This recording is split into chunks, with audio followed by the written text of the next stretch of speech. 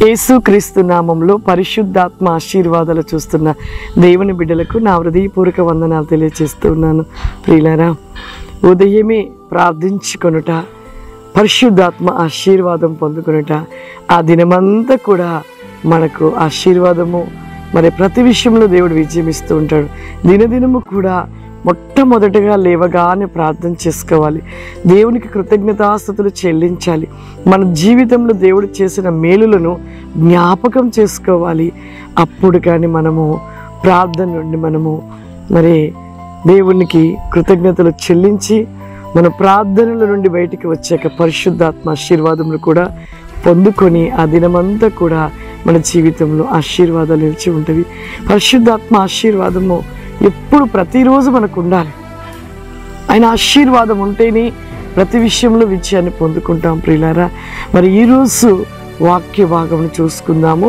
మత్తయి సువార్త 13వ అధ్యాయము 15వ వచనము. ఈ ప్రజలు కనులారా చూసి చెవులార విని హృదయముతో గ్రహించి మనసు త్రిప్పుకొని నా వలన స్వస్థత పొందినట్లు వారి హృదయము క్రొవ్వి ఉన్నది, వారి చెవులు వినుటకు మందంలాయను, వారు తమ కనులను మూసుకొని ఉన్నారు.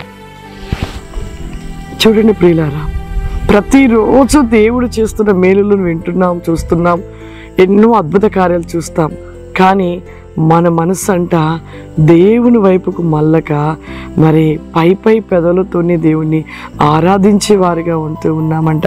అందుకే కనులారా చూస్తారంట, చెవులారా వింటాం, కానీ మన మనసును మాత్రము దేవుని వైపు త్రిప్పలేని వారిగా ఉంటూ ఉన్నాము, దేవునితో ఉండలేని వారిగా ఉంటూ ఉన్నాం. ప్రియులారా, ఎన్ని చూస్తున్నాము, కానీ ఇన్ని గొప్ప అద్భుతాలు మన కుటుంబంలో మనలో జరుగుతున్నా కూడా జరిగినంతసేపే సంతోషపడతారు, జరిగినంతసేపే ఆనందంతో ఉంటారు, జరిగినంతసేపే కృతజ్ఞతాస్తుతులు చెల్లిస్తారు. తరువాత వెంటనే మర్చిపోతారు. ఆ మేలుని మర్చిపోయి వారు మనస్సు అంట లోకము వైపు తిప్పుకొని ఉంటారంట.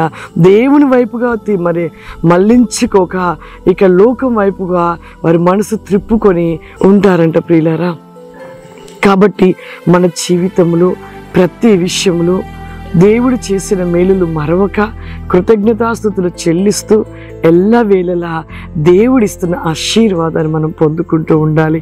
అందరి కళ్ళు మూసుకున్నట్లయితే ప్రార్థన చేసుకుందాం. సర్వశక్తివంతుడా, దయగల తండ్రి, నీకు వందనాలు చెల్లిస్తూ ఉన్నాను ప్రభువా.